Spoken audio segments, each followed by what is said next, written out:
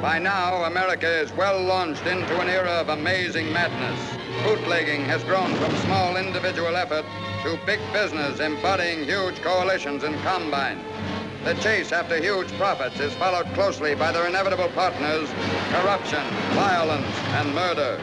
A new and horrible tool appears, the Tommy, a light, deadly, wasp-like machine gun, and murder henceforth is parceled out in wholesale lots.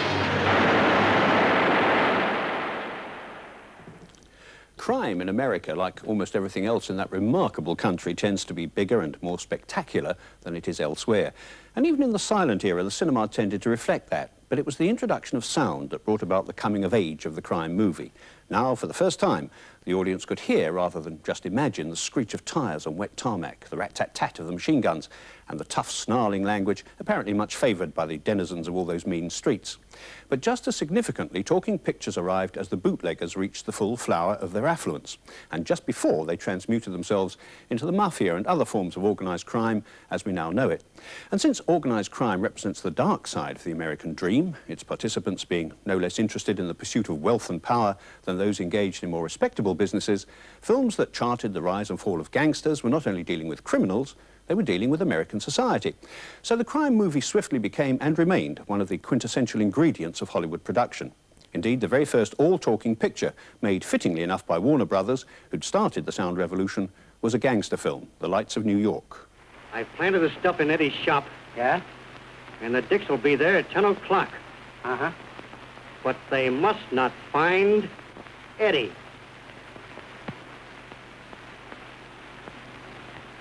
What do you want us to do? I want you guys to make him disappear. What, you mean... Take him for a ride. Oh. Public interest in gangsters extended well beyond their film image. On screen and off, these people were stars, as famous as the actors who portrayed them. Well, there was so much of it on the front pages of the newspapers in those days. The Al Capone gang and the Dutch Schultz, and you read about it every day, and it struck the public's fancy. The public were frightened of them, but they were sort of like pirates, and, you know, they're frightened but colorful. And as long as they didn't have to mix with them and they were distant, they enjoyed reading about them and hearing about them, seeing about them. Arnie, you're through. You hire these mugs, they miss, now you're through. If you ain't out of town by tomorrow morning, you won't never leave it except in a pine box. They were melodramas, and the public responded to them. So Warner's, they became known as Murder Incorporated. The curious and ambivalent social status of the gangster was emphasised when Capone himself was rumoured to be about to star in a film. He never actually did, but the fact that such a thing could even be mooted indicates that the public appetite for tales of the underworld, fictional or otherwise, continued unabated. Criminality is always interesting, and the special criminality of Capone and Legs Diamond and so on derived from Prohibition, which was a very unpopular piece of legislation. Prohibition, or the Volstead Act, which became law in 1920, virtually guaranteed the creation of the gangster. During the jazz age of the 20s, people legally denied alcohol naturally insisted on having it and bought it from their friendly neighbourhood bootlegger. Even President Harding had a bootlegger, by appointment to the White House. But naturally, there was a dark side, and Public Enemy, written by two knowledgeable Chicagoans, John Bright and Kubek Glasman, focused on this, showing the price that had to be paid if the public was to continue enjoying its daily tipple.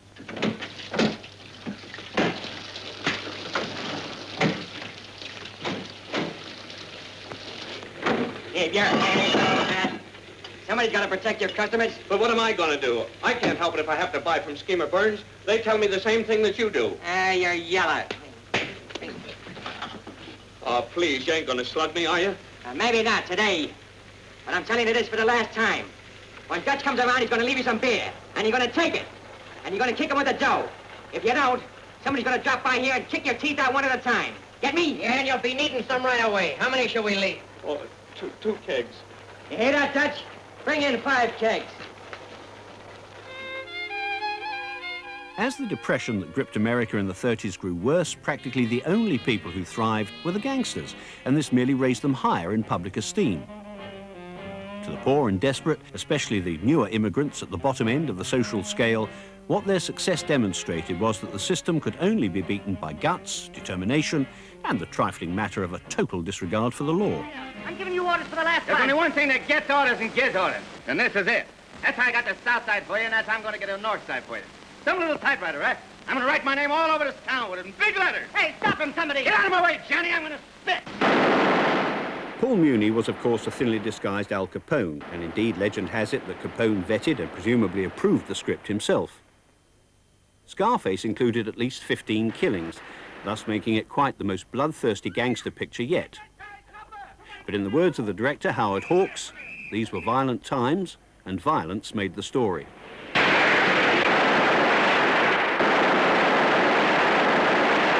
But by now, America itself had grown worried about criminal excesses, and the fickle public had turned against the hoodlums in its midst and the possible role the cinema played in fostering them.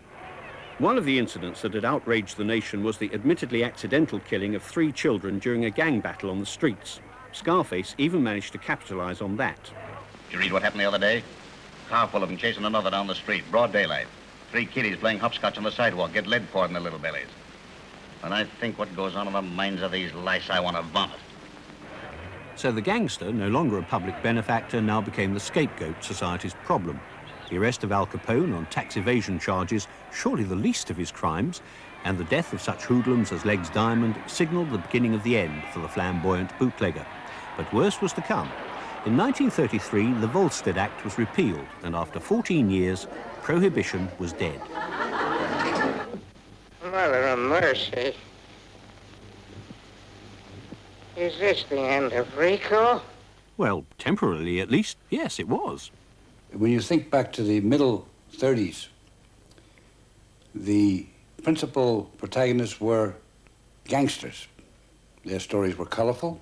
We all aspired to wealth and grandeur and excitement and beautiful ladies and fast cars and a fast life, because most people at home live from peak to peak to peak. They don't want to get down into the valley. That's what frightens them.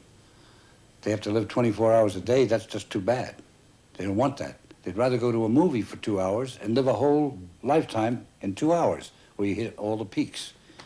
So when the gangsters were beginning to lose favor, the detective took over. If these gangsters want to use machine guns, then give your special agents machine guns, shotguns, tear gas, everything else. This is war. Now understand, I don't want to make them a group of quick trigger men, but I do want the underworld to know that when a federal agent draws his gun, he's ready and equipped to shoot to kill with the least possible waste of bullets. He was from the FBI, or he was from the government people, the Treasury people. He was also a gangster, but now he wore a badge.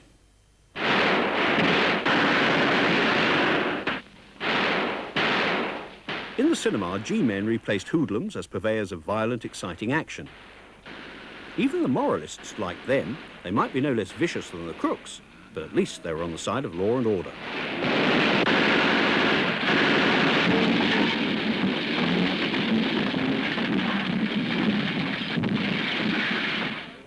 In real life, it wasn't actually the smooth, organised city hoodlum who occupied the attention of the FBI, the G-men, but the rural crook, the likes of Babyface Nelson, Pretty Boy Floyd, Machine Gun Kelly and John Dillinger. For these were an easier, more visible quarry. But in the depressed country communities from which they sprang, they were not seen as criminals, but as latter-day Jesse Jameses. I think secretly, a number of us admired Johnny Dillinger and laughed at the things he did. He was a man with a sense of humor. He was a hero in the Midwest, where they were, and I hope they take a lesson from it today, where the government was, and the states were seizing farms and foreclosing.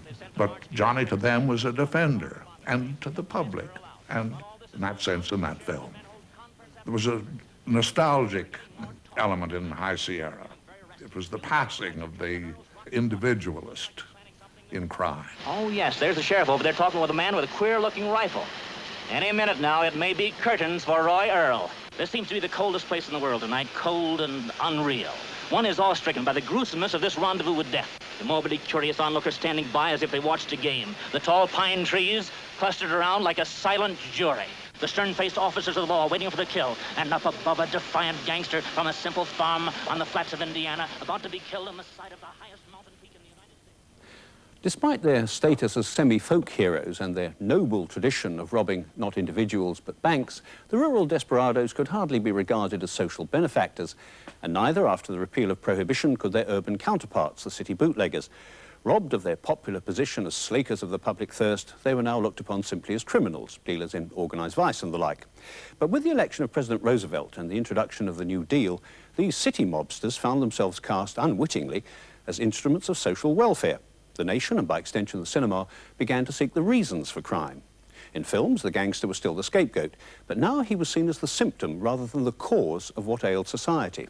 Instead of merely depicting the fast life and violent death of the city hoodlum, the movies began to examine the conditions, the poverty, that had bred him in the first place.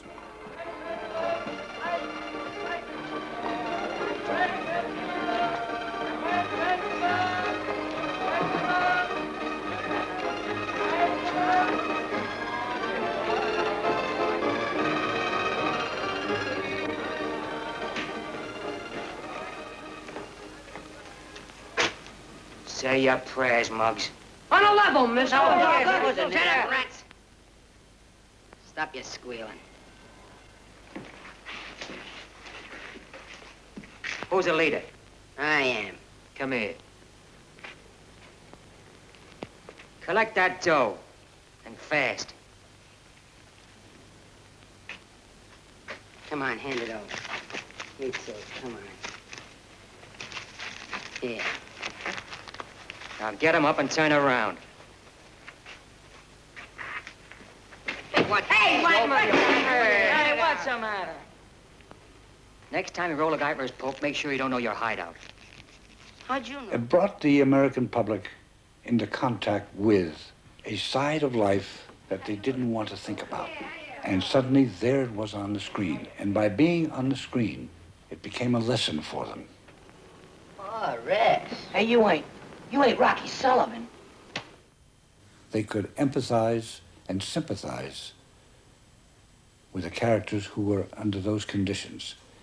So if a fellow would come into a neighborhood and corrupt some of the kids or the neighborhood itself, it was one thing. But then when they brought you into his mother's house, you saw how he was raised, you realized maybe there was a reason for it.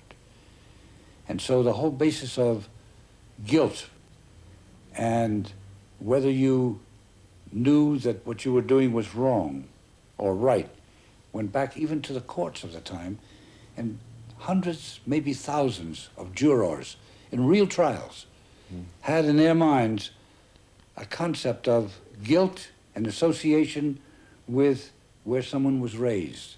It doesn't happen in one movie that these lessons are learned necessarily, but over a period of movies and images that we take with us all our lives. That's the power of the movies.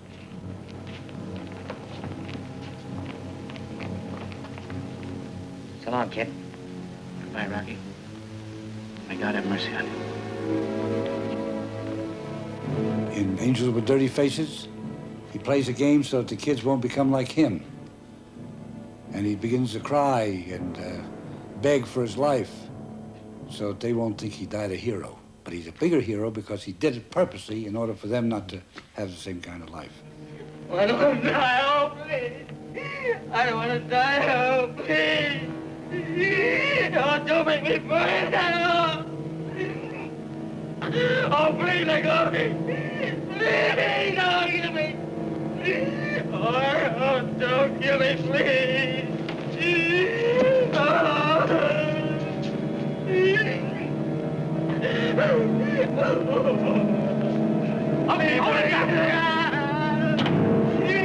Please don't kill me.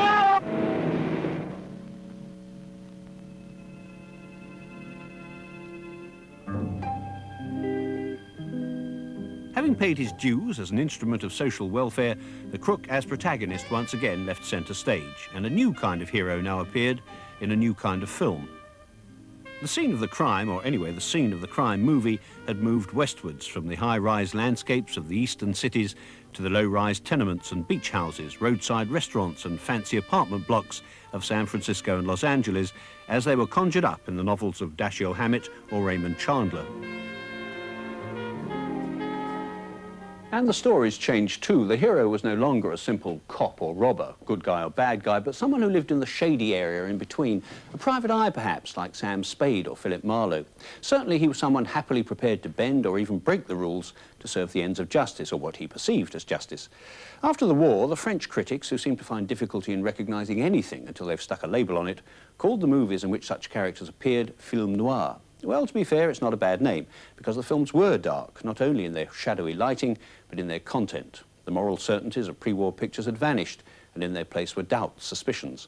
Nothing was quite what it seemed. The good guys weren't all good, and the bad guys weren't all bad, and this applied even more so to the women. What such films illustrated was the less trusting, more cynical attitude of people who'd lived through a war and were trying to come to terms with an uncertain peace. Who are you, soldier? Marlowe's my name. I'm a private detective. Who's the girl? A client of mine. Geiger tried to throw a loop on us, so we came up here to talk things over. Convenient, the door being open when you didn't have a key, huh? Yeah, wasn't it? By the way, how'd you happen to have one? That any of your business? I could make it my business. I could make your business mine. No, you wouldn't like it. The pay's too small. All right, I own this house. Geiger's my tenant. Now what do you think of it? Well, you know some nice people. I take them as they come. Got any good ideas, soldier? One or two. Somebody gunned Geiger, or somebody got gunned by Geiger who ran away, or he had meat for dinner and likes to do his butchering in the parlor. No, I don't like it either. Maybe you better call your friends downtown. I don't get it. I don't get your game here. Don't you, Mr. Mars? Wondered why you didn't ask me who I was. You seem to be telling me Geiger was in a racket of some kind. Uh-huh. What racket? I wouldn't know. I'm not his landlord, but I'll tell you something you missed. Somebody cleaned out the back of Geiger's store today. You know, you talk too much. You really got those boys outside? Open the door. Open it yourself. I already got a client. The country had become more sophisticated, had come out of its Western phase, shall we say, and had a different appraisal than before, a different view of life, if you will. This undoubtedly had something to do with the war. They became dramas instead of melodramas. To explain what I mean, the main difference between drama and melodrama is this. If I point a gun at you and I say, I'm going to kill you, and I pull the trigger and the gun misfires, that's melodrama. But if I point a gun at you and say, I'm going to kill you, and I cannot pull the trigger, it becomes drama. This has to do with my character. That's what was beginning to happen in movies. Do you know what you want? Yes, and I had hopes once, but I gave them up. Hopes for what? A world in which there's no place for Johnny Rocco. Hmm? Okay, soldier. Here's your chance. Give it. Okay, soldier, you can make your hopes come true. But you gotta die for it. See where I'm aiming? Right at your belly. Go ahead, shoot. Get away, sister. Get away, Nora. Shoot! All right, you got a gun now. You gonna use it or not? Kill him, Major. Yeah, kill him, Major. Go ahead, show him how you're not afraid to die. Shoot!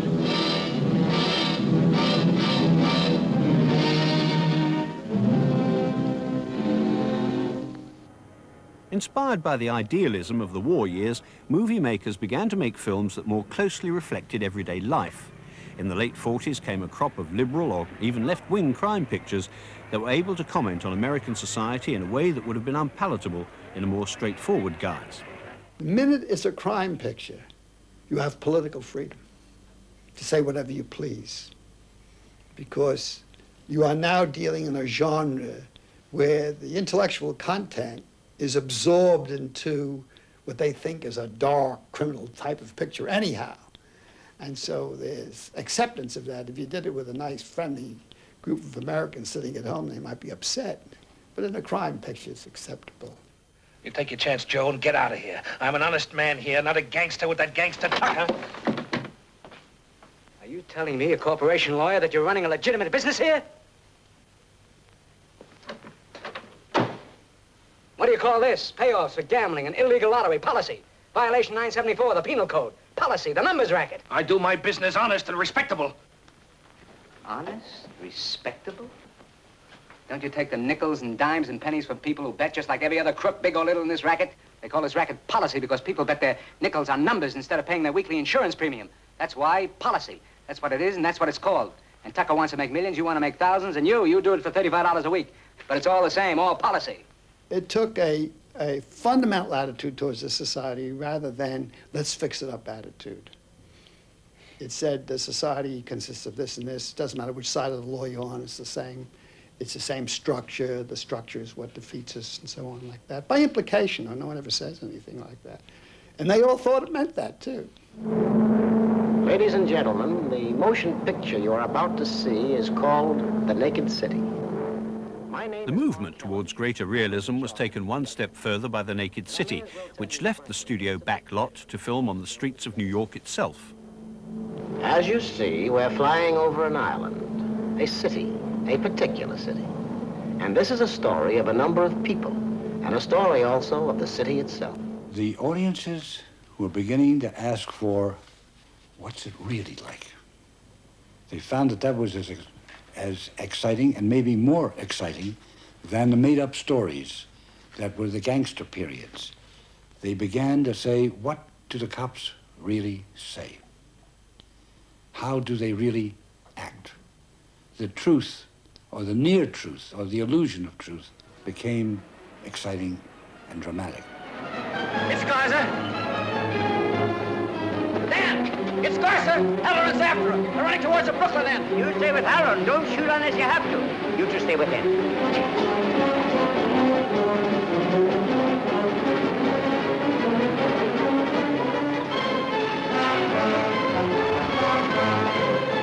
Get radio. Have them send a car from the Brooklyn end.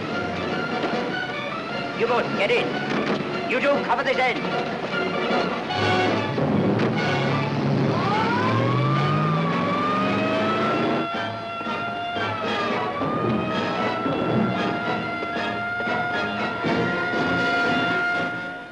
By the time The Naked City was in production, no one knew better than its producer and narrator, Mark Hellinger, that organised crime wasn't just something that happened on screen.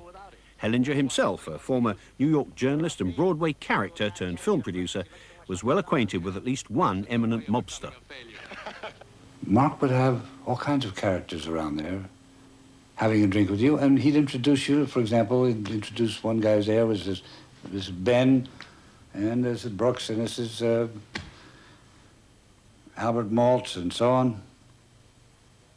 And then the guy would get up finally and leave, and he'd say, you know who that guy is?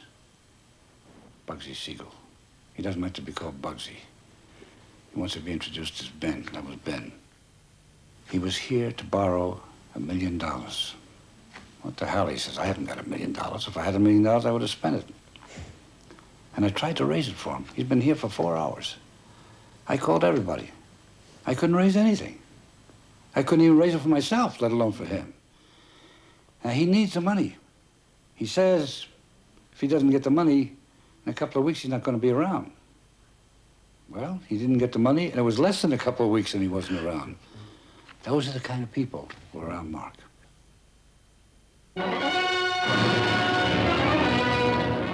In 1951, the nation as a whole began to learn about organised crime when a committee headed by Senator Estes Kefauver investigated its activities and the structure of its organisation.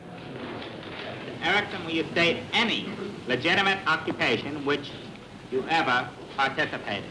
I refuse to answer on the grounds of my intent to incriminate me. Perhaps because it was overshadowed by the even more startling activities of Senator Joe McCarthy and his communist witch hunters, the Kefauver Committee failed to inspire any great number of films dealing with organised crime. One picture that did look into the subject, however, was a low-budget independent production called The Enforcer. The only chance for a guy like me is to start a new racket. And I got one. A brand new one. One nobody ever thought of before. I must have kicked you in the head. I've given it a lot of thought. And the business I got needs no investment. You can carry it around in your hat. All you need is a telephone. I don't see no money in a hat and a telephone. What job always pays the highest? The most dangerous one. Yeah. Today, I went into the most dangerous business in the world. What's that? The murder business. The Enforcer was a highly fictionalized account of one of the few mob organizations to come to public attention since the arrest of Al Capone, the notorious hit squad Murder Incorporated, one of whose principal architects was Louis Lepke Buchholter. During the past 2 years, 5 former members of this gang have been shot. And now a respectable citizen has been killed by bullets apparently intended for another Lepke associate. Lepke must be found, dead or alive. In 1954, a former associate of Lepke's, Albert Anastasia, the so-called Lord High Executioner of Murder Incorporated, also found himself one of the models for a motion picture. One of his corrupt sidelines, well, all his sidelines were corrupt, had been to control sections of the Longshoremen's Union in New York. And it was this side of mob activity that was examined by writer Bud Schulberg, director Elia Kazan, and actor Marlon Brando in On the Waterfront.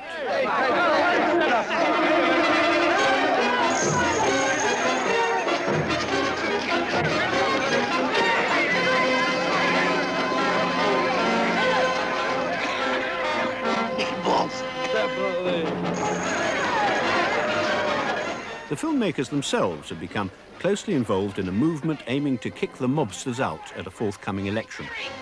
Our feeling, and we were not only making a movie to please an audience, but also involved in the struggle, as I say, of these men who we felt were definitely on the side of the angels.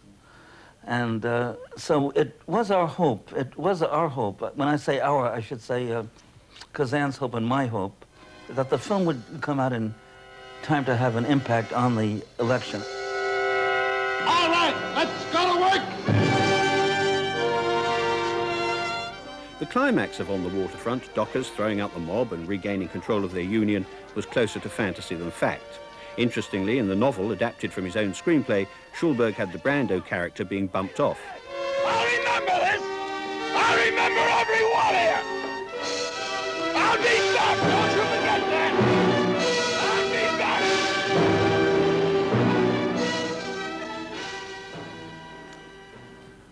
On the Waterfront was an exception. Generally speaking, in the 1950s, the big American studios kept away from the subject of organised crime.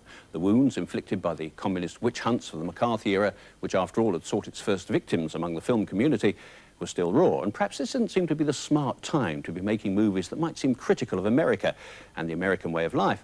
And of course, organised crime was based on the American way of life. It was like American big business seen in a distorting mirror. Mergers were formed, takeovers were executed, rivals were liquidated, and bosses were abruptly removed from office. The smaller studios, however, who had less to lose in political influence and position, were less sensitive. And so the films that dared to mention the mafia, usually referred to as the mob, the syndicate, or whatever euphemism was currently popular, were the B pictures that operated on quick schedules and low budgets, and like Warner Brothers in the early days of sound, snatched their stories from the day's headlines. Phil Carlson's Phoenix City Story, for example, lifted the lid on a nightmare world of corruption and vice in a mob-controlled Alabama town. Even as the film was being made, a murder inquiry with attendant intimidation of witnesses was taking place in the town itself.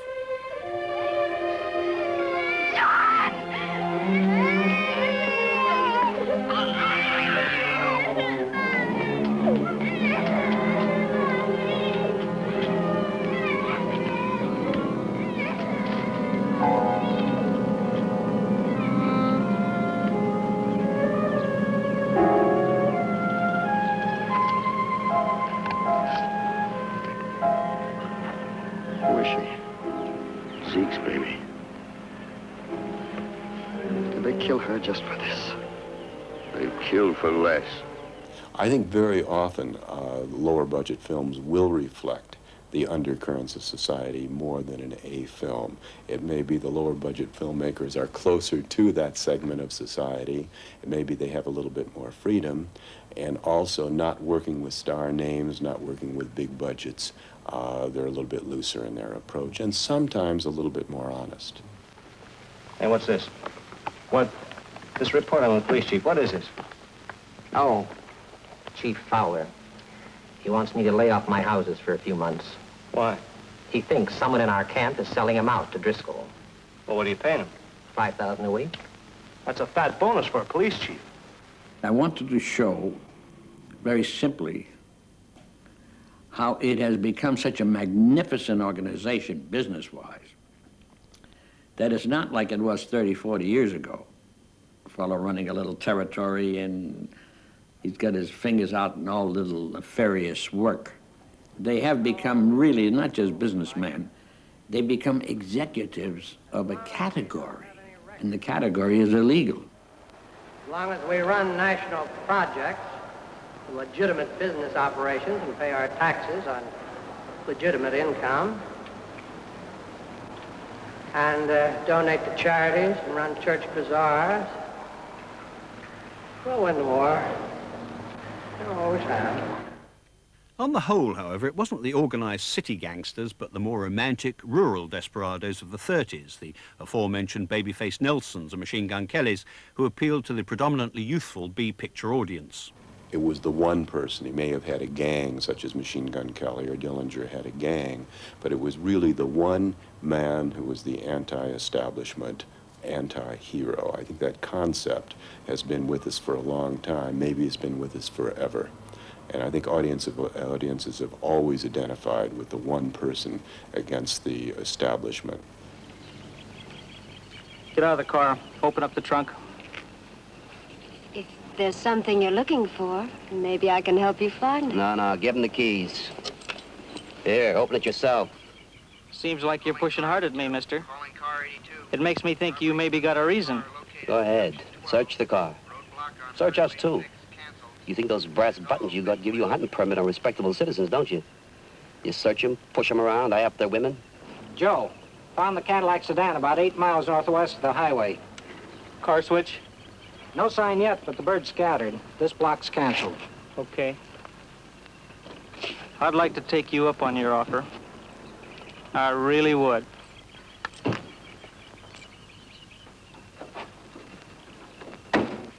Darling, you're trying to push us into a cell? Well, he was easy. Cops like to turn you sick scared just by staring at you. They start you to running in hides, and then they laugh in their fat guts. They beat the cement with a nightstick to make you run faster. Well, that might work with booze hounds and bums and kids stealing apples, but not with me. Not with me. Come on, let's go. The identification of the young audience with the rebels of the Depression years was to come to full prominence in the next decade, with the story of a hitherto little-known pair of psychopaths who, thanks to the movies, were to achieve international notoriety 30 years after their violent deaths. Bonnie and Clyde. Is it a stick-up? Yes, sir, it's a stick-up! All right. Leave it there. Leave it there.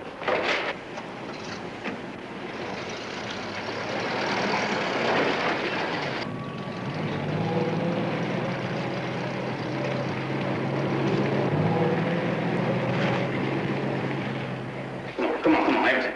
Get up there.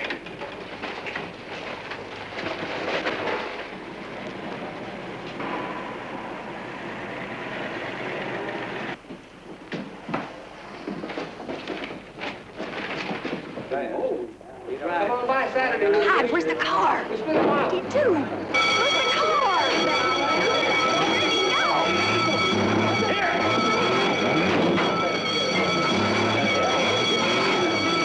What the hell are you doing parking the car?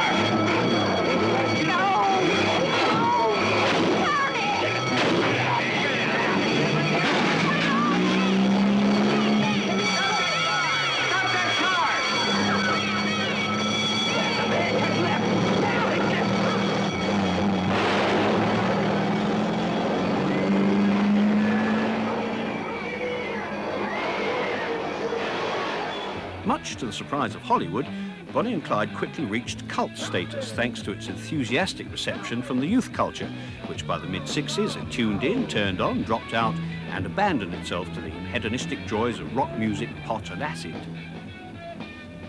In particular, this new force in America was united in its opposition to US involvement in Vietnam, an involvement that was to have incalculable social effects for the country. In such a climate, Bonnie and Clyde was seen as a film of the rebels, for the rebels, and by the rebels. I mean, here was a revolution of middle-class kids really taking place in America at that point, you know, tripping out, staying out of the Vietnamese War. Nonetheless, there was something of a certain kind of parallel that struck me as being significant. By the mid-60s in Vietnam, I think there was a feeling that nothing was going to change the system. And it was the first movie that made no apologies for the fact that the system was just going to have to change and go. I mean, I'm Bonnie, this is Clyde Barrow, and we robbed banks. Bonnie, Parker, and Clyde Barrow were perpetual adolescents. I mean, these were kids who relied on each other and had no home and no place and ran until they died. I read a piece of detail, and it was a shocking butchery that took place. The moment when they finally did trap them, there were over 1,000 rounds of ammunition fired at them. It was just a kind of overkill that somehow I think we all associated with Vietnamese actions, with what we were doing there, this kind of massive destruction. And I suppose it seemed the appropriate way to end this film. Hey.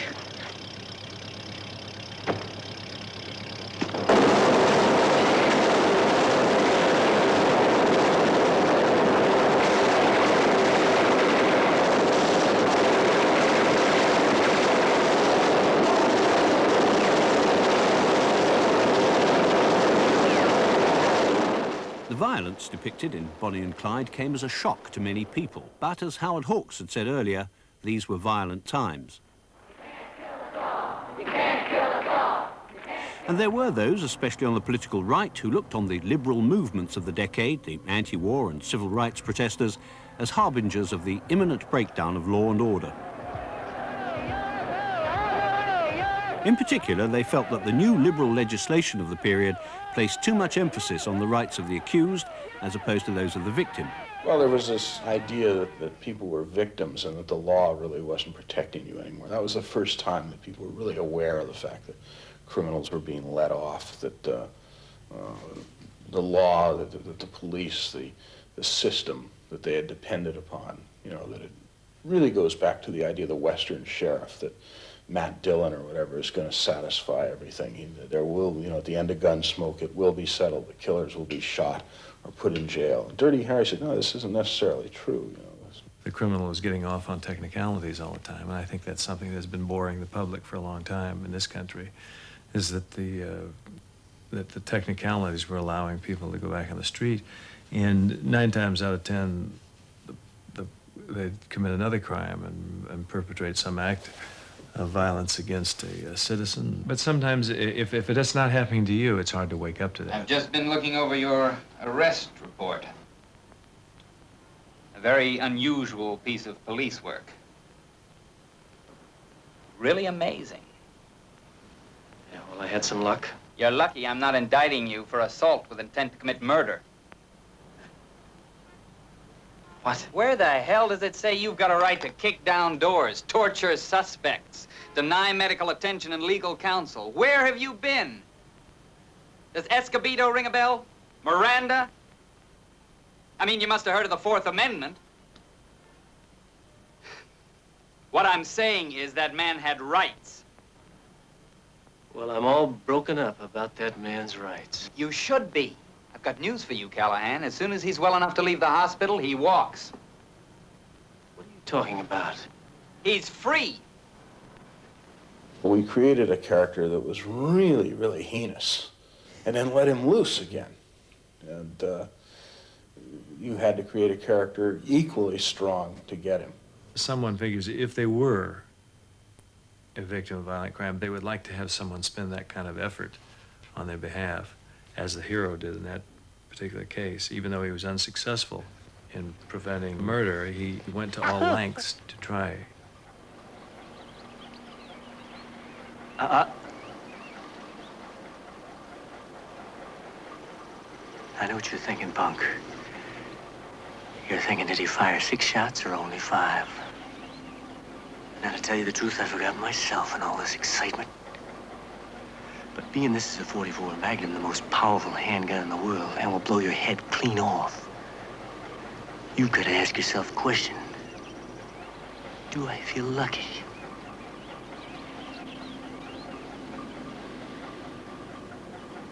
Well, do you, punk?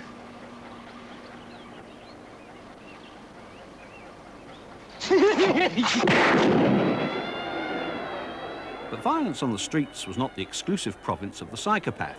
In 1971, the year Dirty Harry was released, one Joseph Colombo, creator of the Italian-American Civil Rights League and incidentally head of a New York crime family, was shot by a professional hitman right outside Paramount's head office in New York. His offense? That he brought press attention to a still shadowy organization, the Mafia. For years, J. Edgar Hoover, the influential boss of the FBI, had vigorously denied that any such organization existed. It was rather embarrassing for him then when Joseph Valachi, a soldier in the family of Vito Genovese, a powerful New York gang boss, broke the Mafia code of silence and testified on network TV that, oh, yes, indeed, there was a Mafia. He picks your finger. Who? The Godfather. He picks your finger. He picks your finger with a needle. Makes a little blood come out. In other words, that's the express, the blood relation. Supposed to be like brothers. That's the letting of blood. That's right. In other words, symbolic of the fact you're willing to spill your blood, right. To give your blood, to give your life. Yeah. I need to go no further to say nothing else. This is what I'm telling you, what I'm exposing to you and the press and everybody. This is my doom. The Mafia, not an organisation given over to excessive self-publicity, was not inclined to look very kindly on any such exposure of its activities, as the producers of The Godfather, the first film to offer a genuine picture of a Mafia family from the inside, were to find out. Well, about a week into production, a man calls, I shan't mention his name, and he said, "Listen to me carefully. You stopped the movie, do you understand?" I said, "I don't understand what you're saying. Call the producer." He says, "Don't tell me to call the producer. When you want to cut and kill a snake, you go to the head, you cut the head off. Now don't shoot no more. Do you understand me?" I hung the phone up. I saw my kid in the crib, my wife, and it's only a movie. And I so happened, I had the facility to make a phone call or two to someone I know. And within 24 hours, everything changed. Suddenly, all the locations opened, and everyone was terribly cooperative. And actually, when the film was over, they loved the picture. Now, hold it.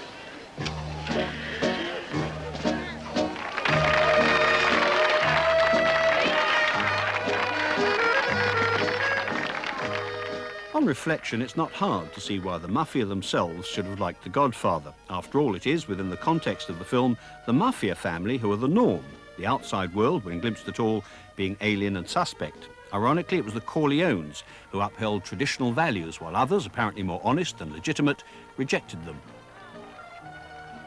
Thus, the film had a powerful appeal not only to the Mafia, but to the more conservative and traditional sections of the audience.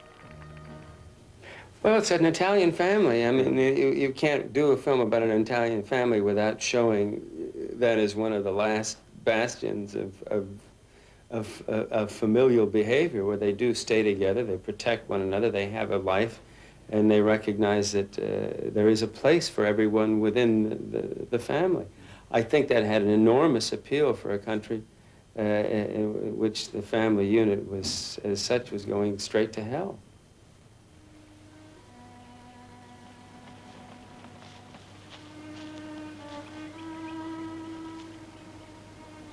I knew that Santana was going to have to go through all this. And Fredo, Fredo was, and I never wanted this for you. I worked my whole life. I don't apologize to take care of my family. And I refused to be a fool. Dancing on the string held by all those big shots. I don't apologize, that's my life, but I thought that when it was your time that you would be the one to hold the strings. Senator Corleone, Governor Corleone, something. Another peasant Novanta. Oh. This wasn't enough time, Michael. Wasn't enough time. We'll get there, Pop. We'll get there. By this stage, of course, nobody needed any more to pussyfoot around the subject of organised crime and its links with the legitimate world. Everyone knew it existed, that it made more money than almost any other business in the USA, and that it had infiltrated a terrifyingly large range of otherwise law-abiding enterprises.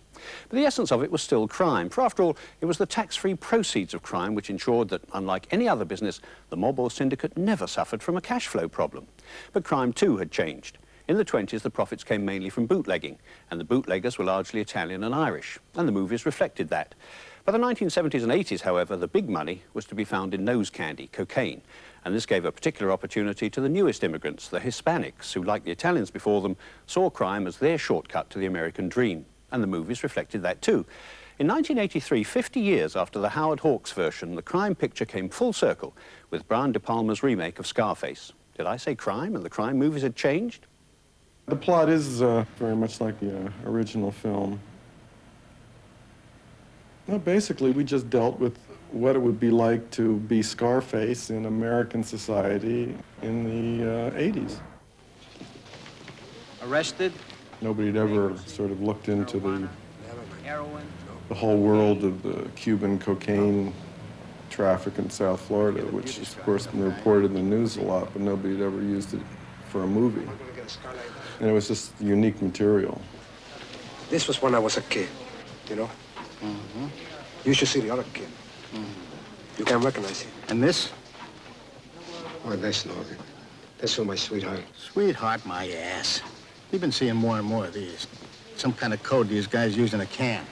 Pitchfork means an assassin or something.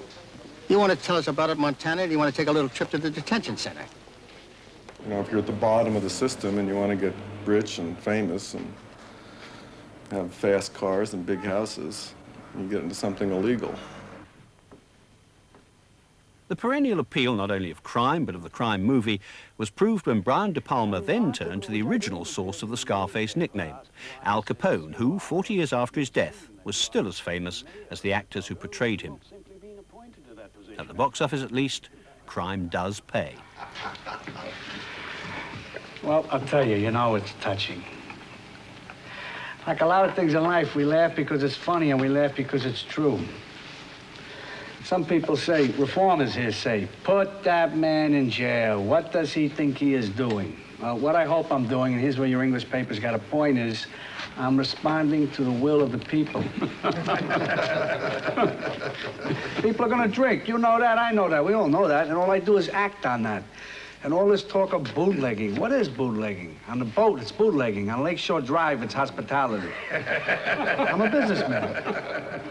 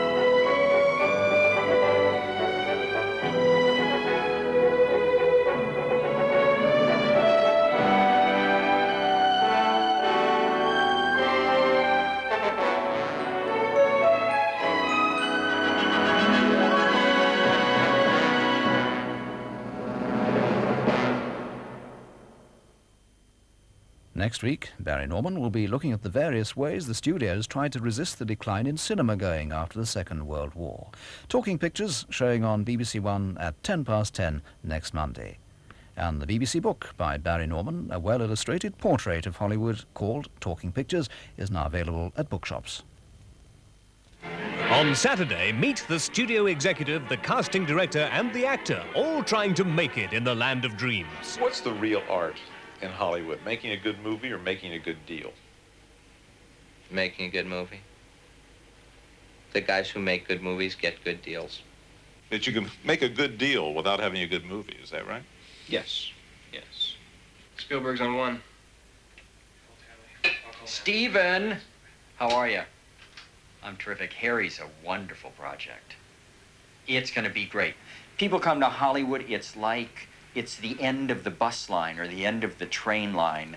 And people come here on a daily basis thinking that they are different, that they are going to make it in the big time.